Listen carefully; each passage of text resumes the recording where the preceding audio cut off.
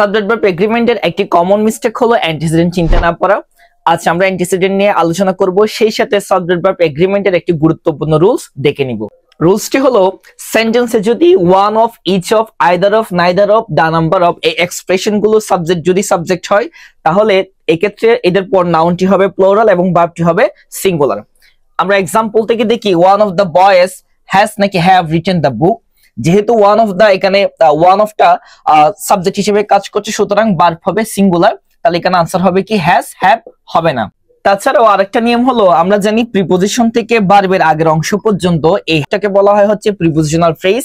এই ফ্রেজ কখনো সাবজেক্ট হতে পারে না, এটা সিঙ্গুলার হোক প্লুরাল হোক। আমরা এটাকে দেখে ভার্ব বসাবো না, আমরা বসাবো এর আগের অংশটাকে দেখে। যেহেতু এর আগের অংশটা সিঙ্গুলার, সুতরাং ভার্ব হবে সিঙ্গুলার।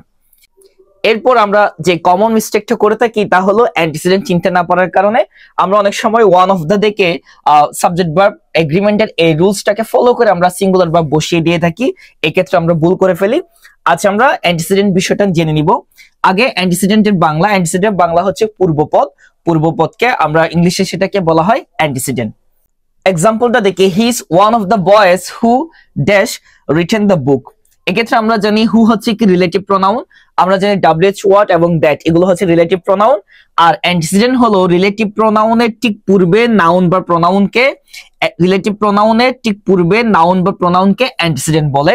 এই রিলেটিভ প্রোনাউন বাক্যের মাঝখানে বসে আমরা জানি এর আগে নাউন বা প্রোনাউনটা যদি সিঙ্গুলার হয়, অর্থাৎ অ্যান্টিসিডেন্ট যদি সিঙ্গুলার হয় ভার্ব হবে সিঙ্গুলার, অ্যান্টিসিডেন্ট যদি প্লুরাল হয় ভার্ব হবে প্লুরাল। এক্ষেত্রে আমরা ওয়ান অফ দা দেখে ভার্ব বসাবো না।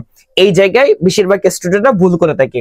তাহলে আমরা দেখতে পাচ্ছি আমাদের অ্যান্টিসিডেন্টটা হচ্ছে প্লুরাল, সুতরাং আমরা এখানে ভার্ব বসাবো প্লুরাল। যেহেতু বয়েজ প্লুরাল, তাহলে এখান থেকে প্লুরাল ভার্ব রয়েছে শুধুমাত্র হ্যাভ। হ্যাজও সিঙ্গুলার হবে না, ওয়াজও হবে না, ইসও হবে না।